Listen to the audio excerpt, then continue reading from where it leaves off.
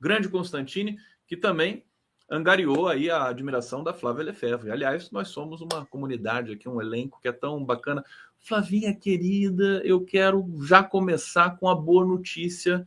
Vou pedir para você transmitir essa notícia para todos que nos ouvem neste momento. Valeu a pena lutar, né? A luta ainda não... Ganhamos uma importante batalha, importantíssima, porque, só para esclarecer, né, quem não está acompanhando essa novela desde sempre, a gente vem batalhando desde 2011 para garantir que o acervo bilionário de bens associados aos contratos da telefonia, né, que foram repassados no processo de privataria do sistema Telebrás, que aconteceu no governo Fernando Henrique Cardoso em 1998, quando se entregou todo esse patrimônio contra a lei, porque a lei prevê expressamente que quando você faz um contrato de concessão tem que ter um inventário com a lista de todos os bens que são entregues para a empresa que vai explorar aquela concessão, né? E os contratos foram assinados em 98 sem a lista, e em 2005, quando foram prorrogados sem a lista, e recentemente, depois de uma alteração da lei em 2019, quando, apesar de nós da sociedade civil, campanha Banda Larga é um direito seu, coalizão de direitos na rede, termos lutado muito para que essa lei não passasse, mas ela passou já no governo Bolsonaro, com esse congresso horrível, né, que se elegeu em 2018, conseguiram aprovar uma lei que nada mais, nada menos autorizava que os contratos de concessão fossem alterados para um contrato de autorização, ou seja, sair do regime público e ir para o regime privado, e a entrega de todo o patrimônio das telecomunicações para as empresas privadas, né? E aí nós estamos falando de, segundo dados da própria Anatel, né, que apresentou uma conta para o Tribunal de Contas da União em 2019, de 126 bilhões de reais. Ocorre que de lá para cá, negociações foram sendo feitas, negociações, todas elas correndo por processos sigilosos, e a gente deixou de ter direito a acesso, tanto na Anatel quanto no TCU, a essa documentação, e fecharam aqueles acordos no ano passado, como a gente conversou aqui, o da Oi, que tem o patrimônio de 101 bilhões, pelo valor de 5,8. Desculpa, ainda estou recuperando da Covid. Desculpa, até deixa eu até comentar isso. Já está fazendo um mês, você pegou Covid, foi isso, Flávia? Foi. E aí você faz 20 dias e eu ainda estou assim. Está se recuperando, então melhoras, tá? Não tem o que fazer, né? Tem que esperar, realmente. Não tem medicação, não tem nada, né? Não, é isso aí. Melhoras para Flávia. Todo mundo aqui desejando melhoras para Flávia. Obrigada. E aí, e o da Vivo fechou-se por 4,5 bilhões. Imagina só, entrega um patrimônio de 126 bilhões e fecha um acordo por 10 bilhões, né? E a gente tem a ação na justiça que a gente ganhou em 2011 para obrigar a União e a Anatel a anexarem aos contratos o inventário dos bens reversíveis, que a gente está executando com a resistência intensa da Anatel, né? E agora, em agosto passado, o Ministério Público falou, não, tem que apresentar. Como que a Anatel vai aparecer aqui no processo e dizer assim, não, eu não tenho condições de cumprir a decisão judicial, né? E aí, a juíza, agora, a semana passada, dessa execução que a gente está fazendo, da ação que a gente moveu em 2011, né?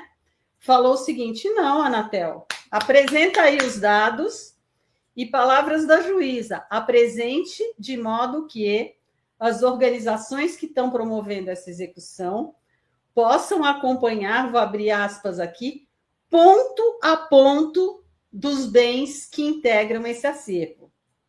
Bom, é uma grande vitória porque, ainda que os acordos com a Oi, que é o mais escandaloso de todos, por quê? Porque a Oi, apesar de ter recebido todos esses benefícios, continua cobrando, né, da União, num procedimento que corre dentro da Anatel, mais 50 bilhões de reais. Né? Verdade. E esse dinheiro, e esse acervo de bens, foi entregue para quem? Foi entregue para uma empresa chamada Vetal, que é controlada, que tem participação acionária da Oi, e que é controlada pelo BTG Pactual. Então, assim, por que é relevante? A gente não vai conseguir voltar os contratos para serem concessão de novo. Isso não tem jeito, já foi assinado com o aval do TCU, com o aval da AGU, por incrível que pareça, infelizmente. Porém, nós vamos lutar, e é isso que eu quero destacar aqui, que ainda que o acordo tenha sido feito e que tenha havido a transição das concessões para autorização, nós vamos trabalhar para que, estando na posse da lista dos bens reversíveis, especialmente dos imóveis que são os mais valiosos nesse acervo, que o valor das contrapartidas sejam revistos.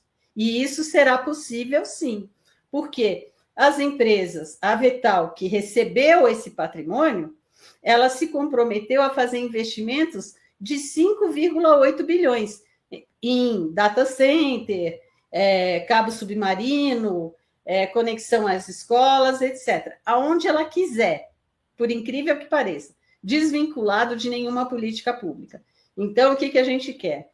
Recalculando esse valor das contrapartidas, que ela seja obrigada a fazer investimentos maiores do que esses pífios 5,8 bilhões, perto dos 101 bilhões que ela recebeu. Flávia, deixa eu só tirar uma dúvida com você. Em que pé judicial que está essa questão agora? O que você vai ter de esperar, inclusive também continuar mobilizada, né? Porque Sim, se deixar esses caras... A juíza deu 30 dias para a Anatel apresentar a lista. E depois que a Anatel apresentar a lista, qual que é o próximo passo? O próximo passo é a gente avaliar, né, comparar o valor dessa lista dos bens com o valor desse acordo. E aí é o TCU que vai se pronunciar, por exemplo? Como? Quem que vai se pronunciar sobre isso? TCU, Justiça? TCU, Justiça, tudo isso. Nós vamos... Volta aquele... Né? Então a gente vai voltar a uma certa...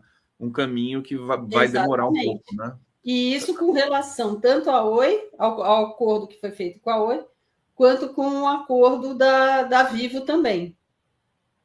Perfeitamente. Você quer completar? Eu quero trazer outro tema importante para você, então vou pedir para você dar as informações. Eu acho que a gente precisa comemorar, sim, porque, como disse a Procuradora-Geral, que representa o Ministério Público dentro do Tribunal de Contas da União, com quem a gente se reuniu esse ano, em janeiro ainda, ela disse o seguinte: olha, eu nunca vi, esse é o primeiro caso no Tribunal de Contas em que um acordo é fechado com o parecer contrário do Ministério Público dentro do TCU. É o primeiro caso, Conde. E ela recomendou expressamente que esse acordo não fosse fechado, porque ele era lesivo, tinha um potencial ainda de mais danos para o patrimônio público.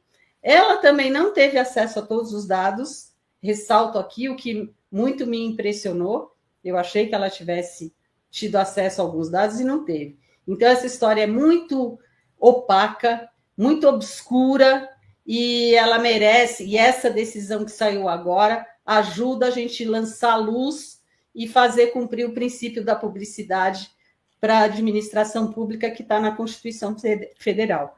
Merece um documentário essa história, né? Merece um documentário.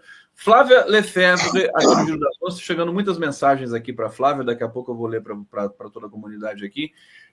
Eu quero que você fale do crédito consignado, né? Essa questão para o trabalhador, garantia do FGTS, por que você acha que isso tem algum problema embutido. Flávia, querida. Olha, Conde, eu acho o seguinte: primeiro que tudo, quero destacar aqui, é para lá de louvável que o governo procure soluções para reduzir a situação de inadimplência dos brasileiros.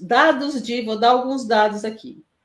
Dado de fevereiro de 2005, de 2025, 76,4% das famílias tinham dívidas em atraso, né? Contas em atraso. A principal causa de inadimplência são juros altos, decorrentes de, primeiro que tudo, cartão de crédito. Conde, sabe qual que é a taxa de juros de cartão de crédito no Brasil, taxa anual? 200%, Conde. 200%. E cheque especial, 180%. Então, não há dúvida nenhuma, né, de que o governo precisa tomar medidas, como ele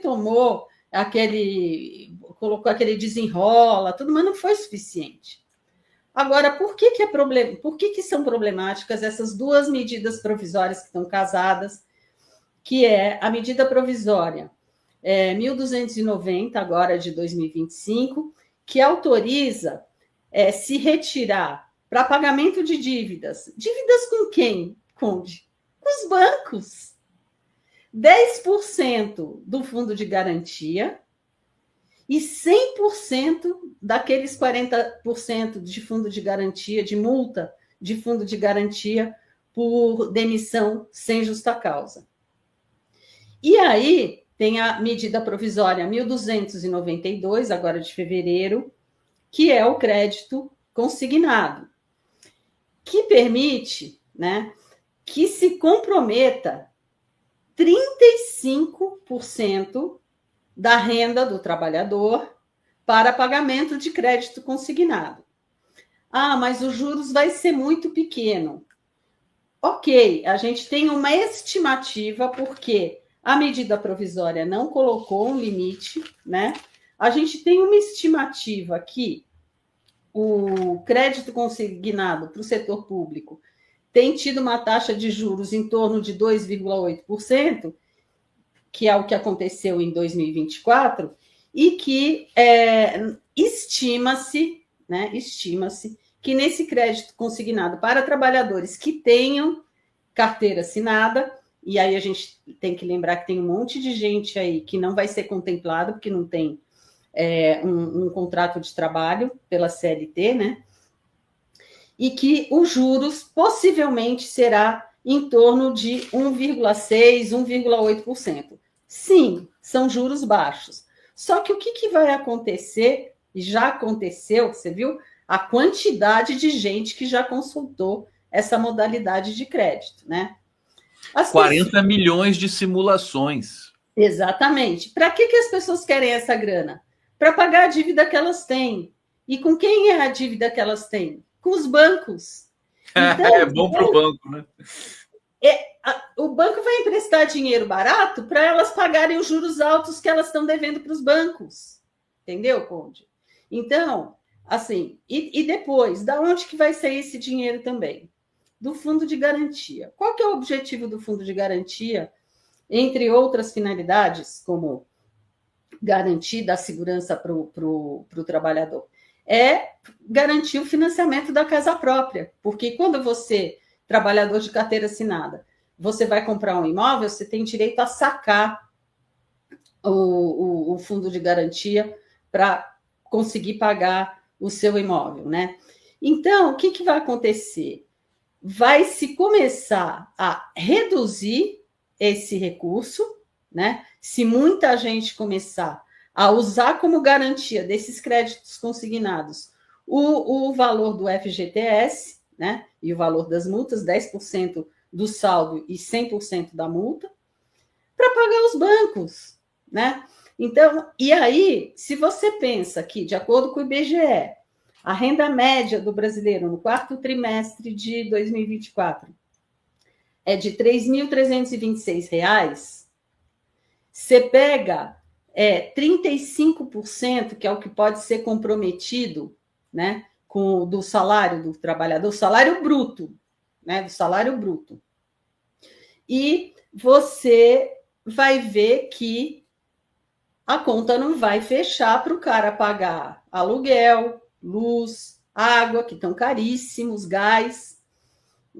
Se bem que hoje tem auxílio gás, mas não sei se quem ganha 3.300 tem direito ao auxílio gás. Enfim, é louvável essa iniciativa do governo, quero dizer isso, mas eu concordo com o Constantini que não é o melhor caminho, porque Você acha que faltou... ele tem potencial de estímulo à inadimplência.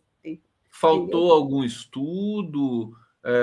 Qual que seria a solução, digamos assim, para essa medida não ter essa consequência que você está dizendo aqui, de inadimplência? Bom, Conde, primeiro, né, eu acho que medidas que poderiam ser tomadas, né, e que em benefício do trabalhador...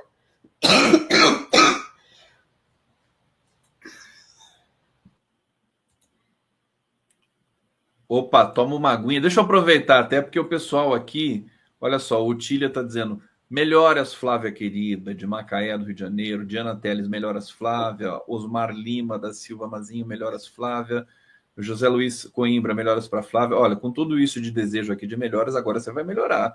Hein? Beto Silva, melhoras Flavinha, aqui Adriana Cópio, todo mundo aqui, saúde sempre para Flávia Lefebvre, o Jairo. Regiane Silva, vai melhorar a força, Flávia? É isso, né? Covid não é brincadeira, né? Maravilha, não é brincadeira, não. Ainda mais na minha idade, não é brincadeira, não. E então, Conde, assim, quais seriam essas medidas? As medidas que ampliam a renda do trabalhador. Por exemplo, essa agora da isenção de pagamento de imposto de renda para quem ganha até 5 mil reais e a redução da alíquota para quem ganha até 7.500. Maravilha, entendeu? Por exemplo, infelizmente, né, o Bolsonaro tinha voltado atrás a regra que vinha do Lula 3 e com o decreto da presidenta Dilma de aumento real do salário mínimo, que era o seguinte, você pegava o salário do ano anterior, você punha o INPC, e aí você pegava a variação do PIB dos 2 últimos anos e tinha um aumento real de renda significativo. O que aconteceu?